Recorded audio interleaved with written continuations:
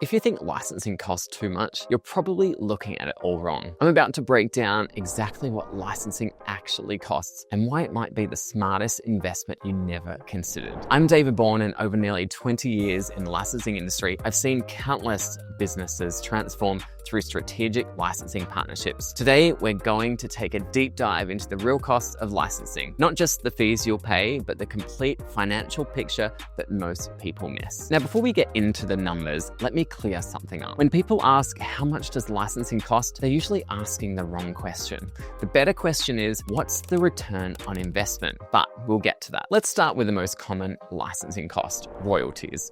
This is typically a percentage of net sales, usually ranging from 3% to 15%, depending on your industry and the strength of the brand you're licensing. For example, if you're licensing in the food and beverage space, you can expect lower royalty rates than other categories, usually 3 to 6% because of the higher volumes and the lower margins. But if you're licensing a popular character for toys or apparel, you might pay higher rates. Next, we have minimum guarantee fees, what we call MGs. These are upfront payments that guarantee the licensor will receive at least a certain amount regardless of your sales. MGs can range from a few $1,000s for smaller deals to hundreds of thousands or even millions for major properties. Here's what most people don't realize. These MGs are typically recoupable against future royalties. So you're not paying twice, you're essentially prepaying your royalties. Then there are the additional costs people forget about. Central marketing fund contributions, legal fees for contract review. Make sure you budget for that. Marketing and promotional commitments, which can vary wildly.